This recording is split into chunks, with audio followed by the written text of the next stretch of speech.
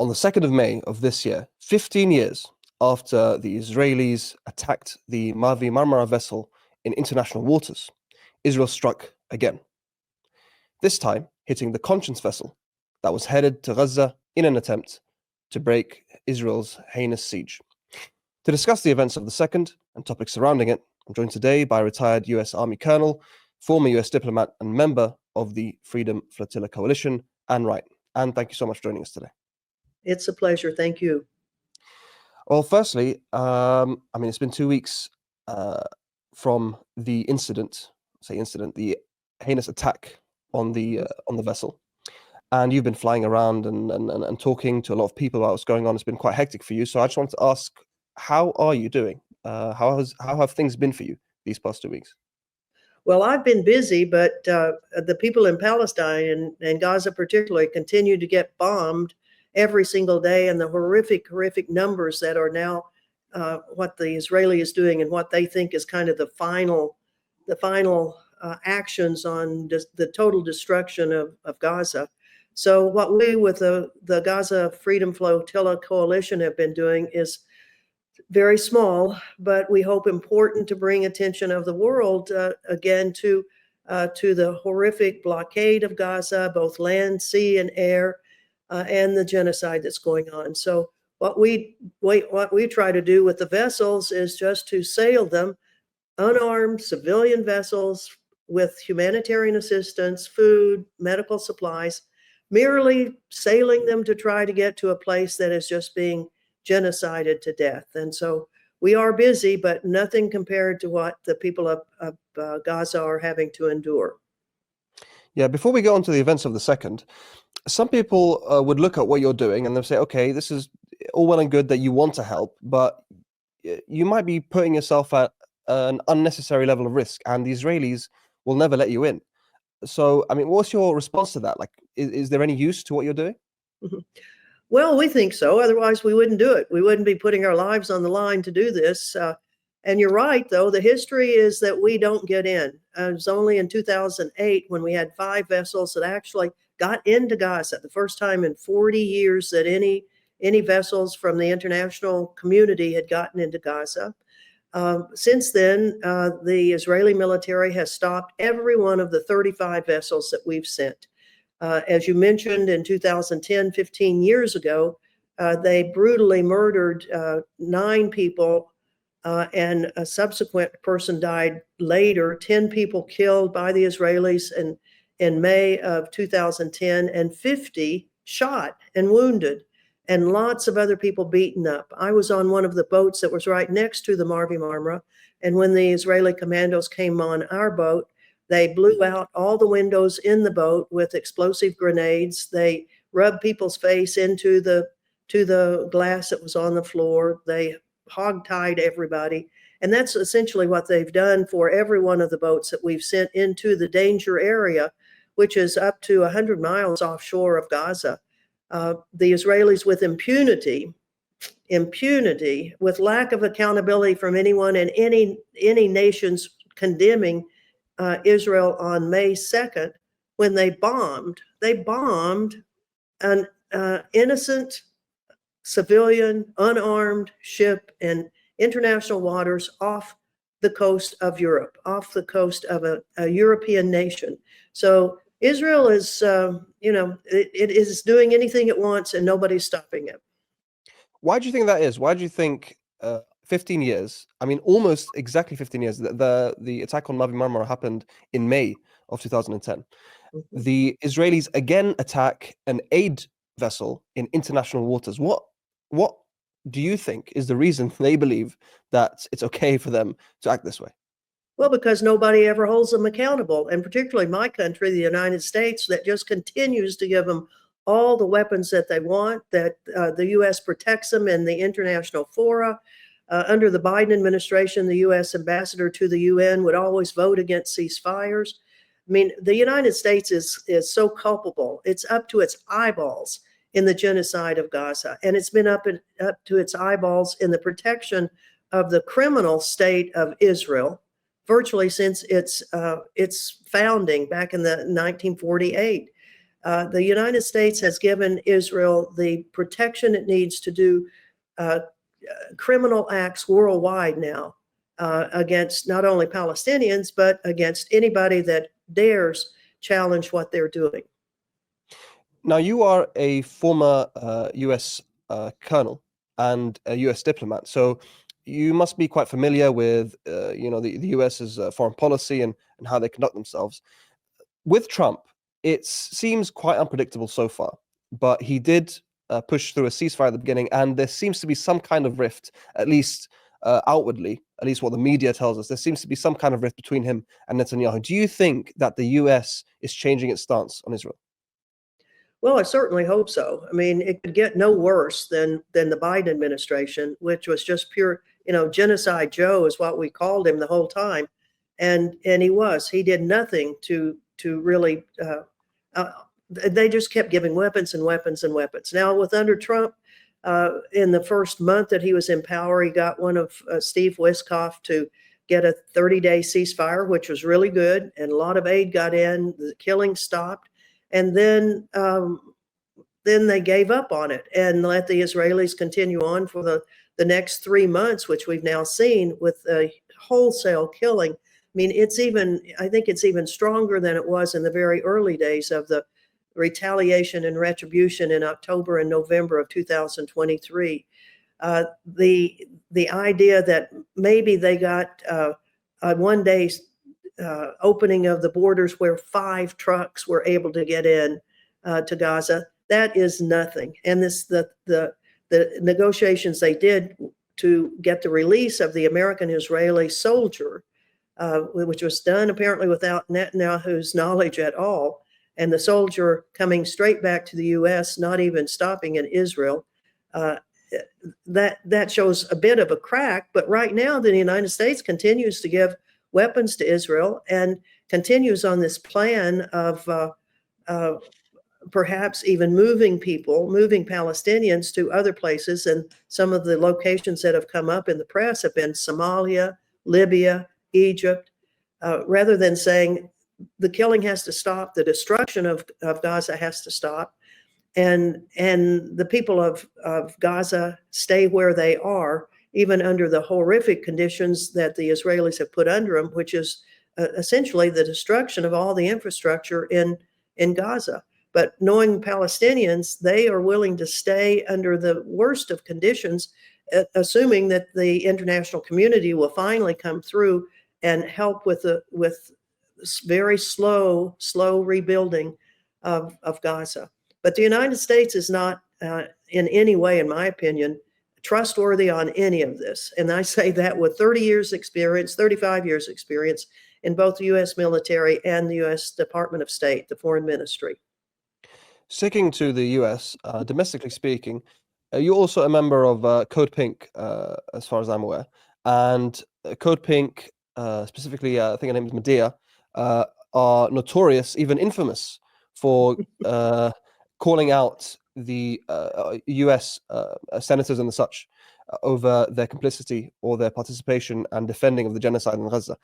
How would you assess the current situation domestically for activists such as yourself? How is things developing in terms of freedom of speech and your ability to advocate for Palestinian rights?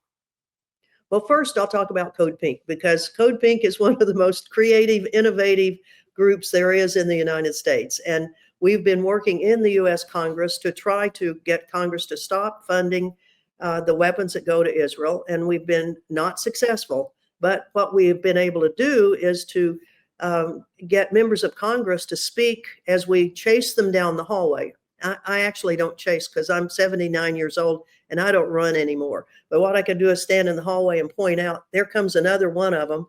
And Medea and the crowd goes after them. And they talk to them. Why are you funding, the killing of children, the killing of mothers? And some of the statements that these Congress people give are just unbelievable. They are horrible. And we use those clips and send them to the news media in their home states so that their constituents will know how evil and mean these Congress people are. So Code Pink works hard every single day in Congress, going to a minimum of 50 and normally 100 different offices a day with a different piece of paper, a different comment on what's going on the genocide of Gaza. So I'm very proud to be a member of Code Pink, and I've been arrested many times in the U.S. congressional hearings on Israel-Palestine, on the nomination of the various new cabinet members in the Trump administration, and I was arrested many times under the Biden administration. But those are the types of things that we have to do in order to get the publicity that a genocide needs to have, the spotlight that it needs to have.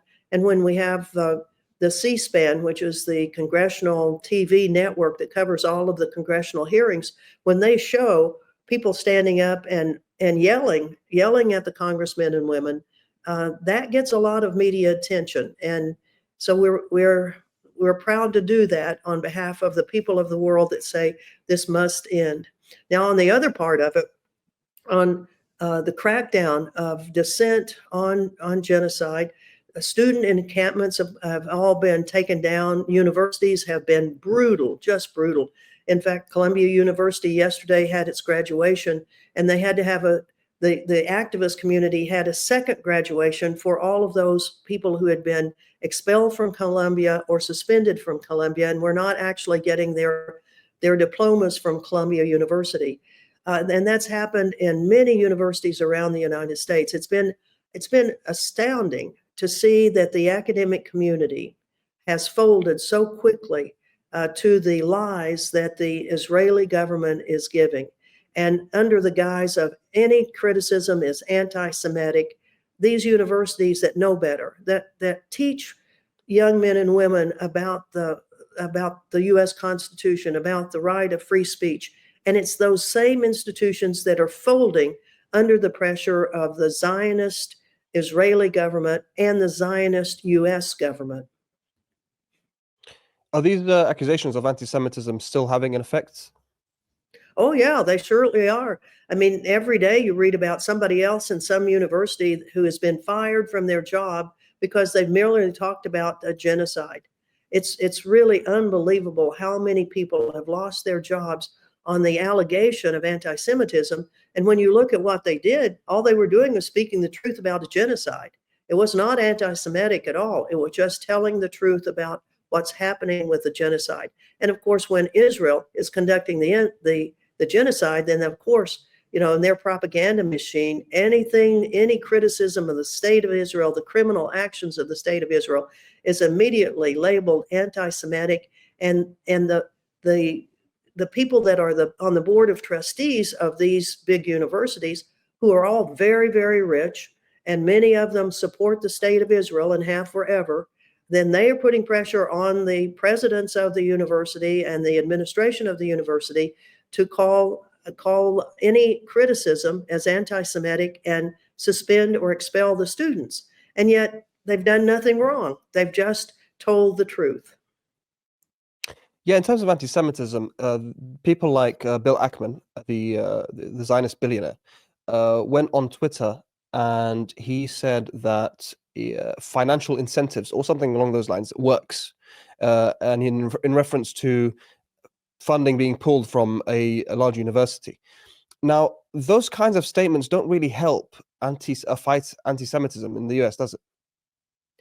Well, and when you have those kind of statements, plus the fact that the Trump administration, under the guise of reducing government expenditures, are really going after the same universities, and it's just a cover-up for the pressure that the large donors to Trump administration, which were a lot of Zionists, both Jewish and non-Jewish and evangelical Christians, that were given millions of dollars to the Trump campaign, that this is kind of the payback that Trump and his administration is giving to them, that they are going after universities and taking away the funding of universities that are suspect, that have not clamped down hard enough on students who are saying a genocide is wrong. A lot of people compare the current war in Gaza, the genocide, to Vietnam, specifically the local domestic response to the American actions or American complicity. Do you think they're comparable? Would you say there are a lot of similarities, or is the current domestic kind of reaction to Israel's genocide a bit different? Well, in terms of the crackdown on student participation and general public outrage, it's very similar. In fact, at the Columbia University graduation yesterday, the valedictorian of all of the students in one of the big departments cited the fact that there had never been a suspension, or there had never been a graduation class that had been reduced in number as this class was, except for 1968, which was during the height of the rebellion against the U.S. participation or the U.S. war on Vietnam.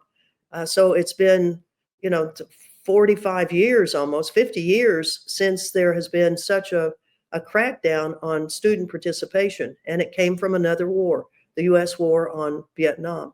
And one might say, well, that wasn't really a genocide. Well, when you look at from the Vietnamese point of view, it certainly was when we the U.S. killed over 4 million Vietnamese during that period. I'd like to return to the events of the 2nd of May. Could you kind of recount in a little bit of detail what occurred, how things went down on that day? Well, the actual attack on the Conscience ship happened a little after midnight on May 2nd. However, there were things that were going on May 1st that, when we put them all together, shows that there was a great complicity among many European countries about what was about to happen. In the afternoon of May 1st, we were informed that the credentials, the sailing credentials of the Conscience and the flag of the Conscience had been nullified, that they had been pulled, so to speak, that the country of Palau, which had sold the flag to the owners of the ship, had pulled the flag, and that meant the certification as a vessel had been nullified. We were informed of that in the late afternoon of May 1st. It was after we had had all of our participants, 40 participants. We had had a briefing for them in the early afternoon to tell them to appear at a certain place to go through immigrations and customs, and then get on boats to go out to the Conscience. We had given them briefing, told them to go back to the places where they were staying, repack their bags and everything. Well, then after we had sent them home, here came the word that the Conscience could not sail because the flag had been pulled. So we had to bring everybody back into a meeting to explain that we were not going to be able to put them on the boat because the boat could not sail. We were told by the transfer agent, the agent that was arranging the small boats to take everybody out to the Conscience, that he'd been getting all sorts of crazy calls from the Ministry of Transportation in Malta and other groups that normally never ask about anything about transfer of people from the land in Malta out to a ship in international waters. And it was on a holiday. May 1st was the Workers' Day. And he said, this is a holiday, and I'm getting all these phone calls. And then we've been told that the ship no longer has its credentials. So this was really a very odd situation. And as we kept digging in in the days afterwards, it turned out there's a whole series of emails from various ministries in Malta and then other countries, to include the country of Greece, who has never been a friend of the flotilla since 2011, when the Israelis paid off the Greek government, no telling how many millions of dollars, to help them with their financial difficulty in 2011. But the deal was that Greece had to refuse to let 10 ships that we had as a part of the Gaza flotilla that were in various ports in Greece, that none of those boats could leave. And in fact, that's what happened. The Greek government came up with all sorts of administrative BS and would not let any of those 10 ships leave. And since then, the Greek government has been very hostile toward the Gaza flotillas. We were told that the Greek government was getting in touch with all the countries around the Mediterranean to say you should not receive any of these boats, don't let them come in. And the country of Palau, who had given the flag or had sold the flag to the Conscience, is one of the greatest partners of the United States. So the United States had told Palau, pull that flag, don't let that boat sail. The Palau, which is a tiny country it's a little island country in the Western Pacific. It's part of what's called the Compact of Free Association, where the United States gives billions of dollars to Palau, the Federated States of Micronesia, and the Marshall Islands to let the U.S. have all of the military rights to that huge region of the Pacific Ocean. So the U.S. just got in touch with Palau and said, jerk that flag for that little boat. It can't sail. We don't want it to sail anywhere. And they didn't, I'm sure they didn't say to Palau, and we're doing this on behalf of the Israeli government. But that's exactly what it was all about.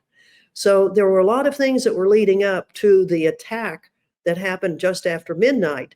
And one of the interesting parts is that the Israeli government sent a C-130 Hercules aircraft, a transport aircraft, flew it all the way from Israel across the Mediterranean, and then circled the island of Malta for about 2 hours. And during that time, guess what happened? There was an attack on our ship.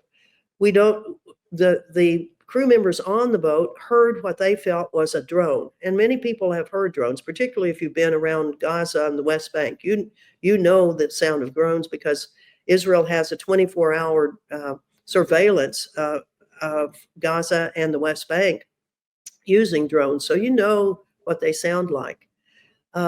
We have yet to have the evidence that connects directly that those weapons or those munitions that blew a substantial hole in the bow of the boat actually came from Israel. But all the circumstantial evidence is certainly there. And as we have our own forensics people that will be going through that area of the ship, I have no doubts the fingerprints of Israel are all over that. I mean, who else would do something like that? And besides the surveyor that came onto the ship, a surveyor from Malta, we checked his credentials very, very carefully because we are very concerned that any Tom, Dick, and Harry that comes on the ship is probably an Israeli agent. So we wanted to make sure that this guy had the credentials that we were being told he had, and our crew members and captain accompanied him every step he took on that boat. The report has finally come out. The report was done on the 5th of May and was given to the government of Malta on the 6th, and we just received a copy of it on the 19th.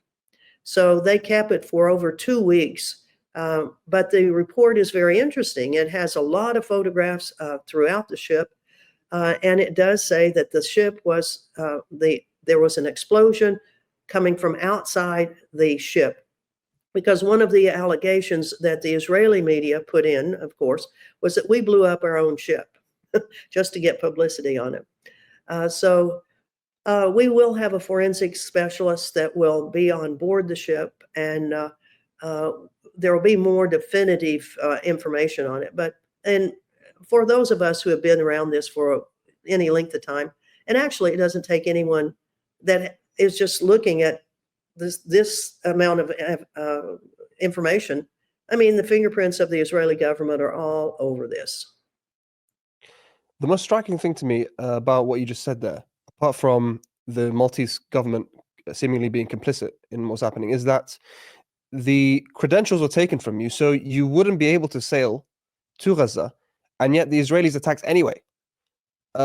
Surely there's something, I don't know, surely that says something about the way Israelis conduct themselves, the fact that they had to go that extra step, even though they already stopped you from taking off. Well, that's true, but it just makes it a little bit easier rather than trying to target a ship that was going 6 knots, which they could easily do. They had a sitting duck right there that couldn't move at all, so it just made it much easier for them just to blow a hole right through it. So, the Israeli military plots these things out, and with the help of the United States government that's been complicit in all of these things.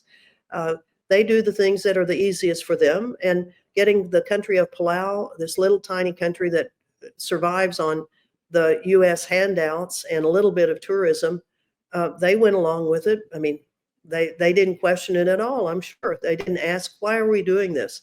They just went ahead and did it. And Israel has their hands in a lot of pockets, and certainly in the United States, their supporters, I wouldn't say completely run the U.S. political system, but it comes really close on the big national elections. The Israeli lobby is a very, very powerful lobby in the United States, and will take down politicians the moment that they start criticizing the state of Israel. And we saw that in the cases of Jamal Bowman this year and Cori Bush, where they were outspoken critics of the state of Israel and their genocide.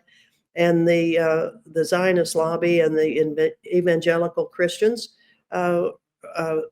financed the campaigns of people that were very unqualified, but they won because the media that they bought, and the giveaways that they give in the congressional districts defeated those two very, very prominent people. Have you heard anything from the Israelis, directly or otherwise, about their attack on the aid vessel? No, I haven't heard a thing. The Israeli government hasn't said anything to my knowledge.